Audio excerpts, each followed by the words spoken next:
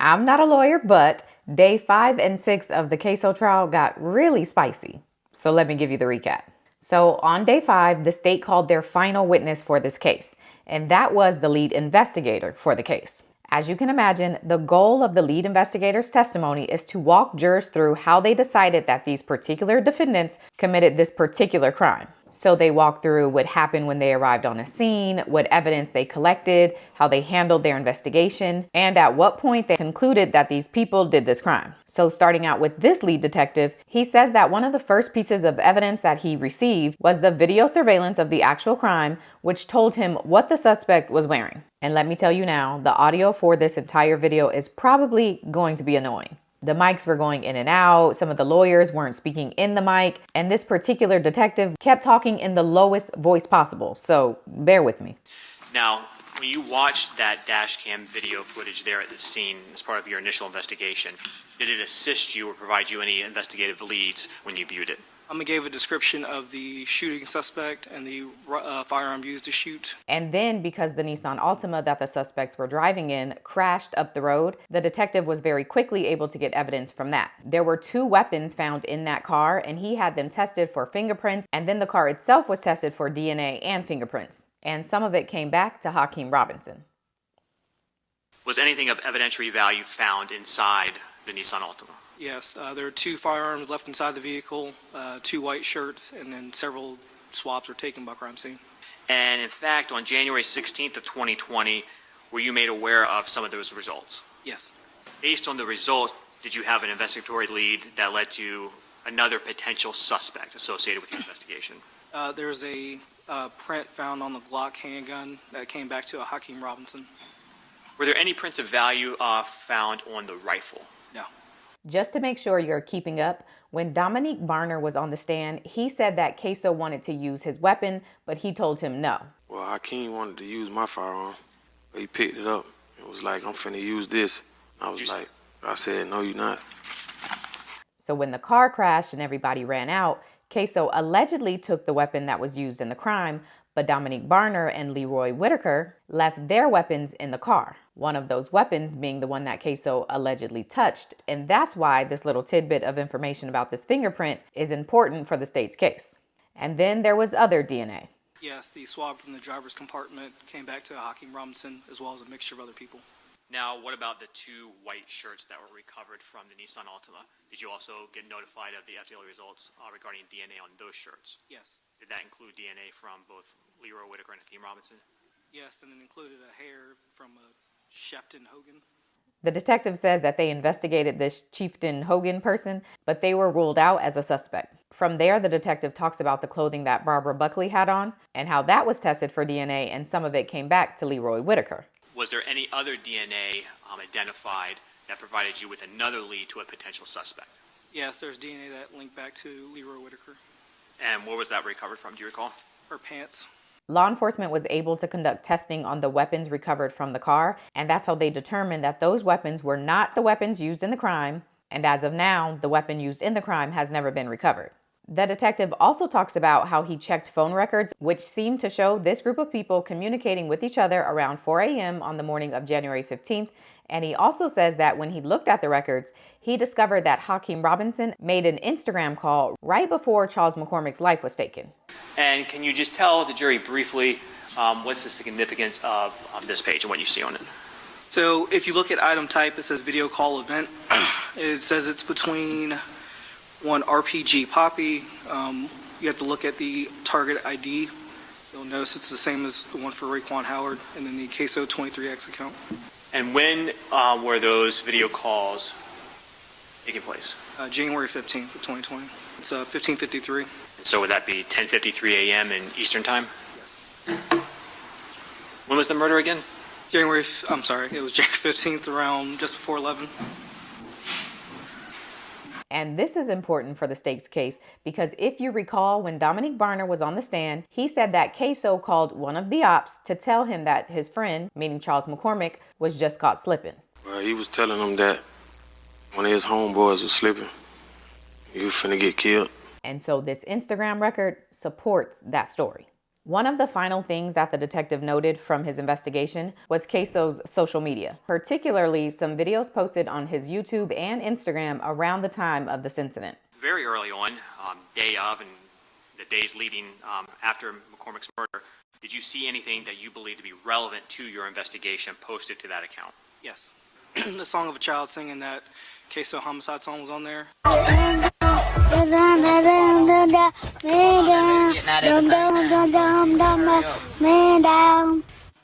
Who's the artist that recorded that song?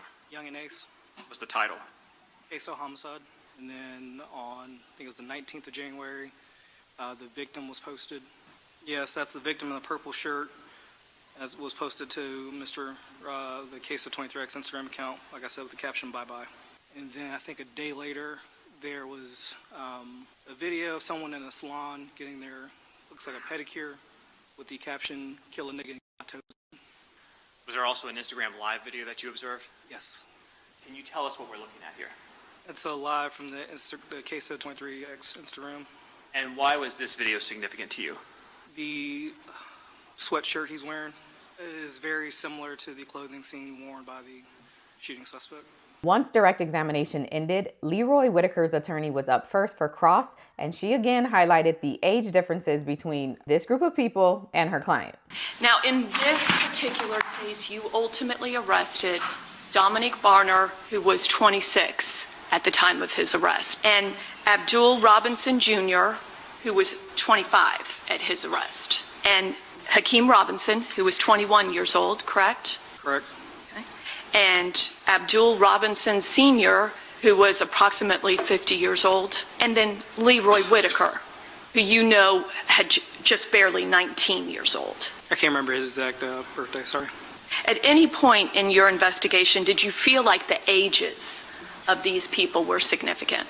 Significant how? You tell me. Did you find them significant or not, sir? Doesn't sound like you did. No. Okay. She next focuses on all the video surveillance recovered from this case and how it proves that the people who were seen jumping fences is not the same person seen on camera executing Charles McCormick. Did it become obvious to you that the two people that are jumping through these yards could not have been the shooter? That's correct. Okay. And it's fair to make that assumption because the clothing is clearly different, correct? Correct. From there, she notes that even though police had Leroy Whitaker's DNA on Barbara Buckley's clothing and the GPS data from his cell phone placing him in and around the area at the time of this incident, Leroy Whitaker was not arrested until after police spoke to Dominique Barner. And the attorney mentions that the first part of Barner's interview was for some reason not recorded, and they also never asked for Dominique Barner's social media. So with the DNA and with these phone records, you did not arrest Mr. Whitaker for murder, correct? Not at that time. On August 27th of 2020, Dominique Barner agrees to be a state witness, correct? Correct. And you met with him in one of your typical interview rooms, correct? Yes. Okay. And on August 27th of 2020, those cameras were eventually turned on, were they not? Yes. Eventually. And I do say eventually because you talked to Mr. Barner for quite a while first, right? Yes, ma'am. Okay. Did you ever sit down with Dominique Barner and talk to him about his iCloud, his social media accounts, how to log in to his social media accounts so that you could review?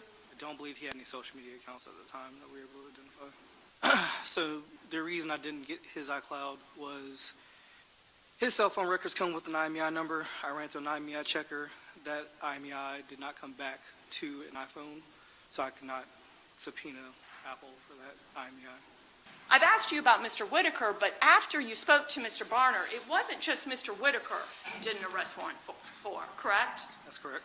You also did an arrest warrant for Abdul Robinson Sr. At the same time, you're also doing an arrest warrant for Abdul Robinson Jr. You're also doing an arrest warrant for Hakeem Robinson, correct? Yes. Okay. Did all those at the same time based on your conversation with Dominique Barner, right? And other corroborating evidence, yes. Well, for Mr. Whitaker, you had all of that corroborating evidence. What allowed you to arrest Mr. Whitaker was specifically Mr. Barner. Because at that time, you had what you believed to be cell phone records, right? Yes. You had what you believed to be DNA, right? Yes. But those things at best, if they were believed, would only put him at the scene of a crime, correct? Yes. It certainly wouldn't prove to you that he participated in it, right? Again, the only thing I can say to that is inside the Nissan, there are 2 guns recovered and a third one that we never recovered. There's 3 guns, 3 people. That's kind of hard to say he had no idea what was going on. Okay, so you assumed that anybody who's in that car must have known. Is that what you're telling us? Again, 3 cars, 3 guns. Okay. I don't know that's a very loud statement. So again, you assumed. Actions speak louder than words. Yes or no, sir? At that time, yes. Yes. So the ultimate answer is yes, you assumed. Yes. All right, moving on to the cross-examination from Hakeem Robinson's attorney. And he first starts off arguing that police have no way of knowing when Hakeem's fingerprint was actually put on that weapon that was found in the car. He says that one of Hakeem's friends could have given him the weapon the day before the incident or maybe at a music video days or weeks prior. But simply put, just because his fingerprint was on the weapon doesn't prove he was actually in the car that day. And then from there, the attorney brings up that alleged Instagram call that Hakeem made to Raekwon. And he highlights that Hakeem and Raekwon spoke to each other often, even though they were quote-unquote ops. Without knowing all the context of their conversations, I don't know what they're saying to each other. Yeah, I saw them teasing each other, but that doesn't necessarily mean that it's not still bad blood there. I think it's weird that they talk as much as they do. I'll give you that, but it doesn't mean that they wouldn't have to. You think it's weird because you believe that my client has this problem with all the Group 6 stuff, right? Yes. Doesn't that weirdness, that weird feeling you have, doesn't that go away? No. You admit that.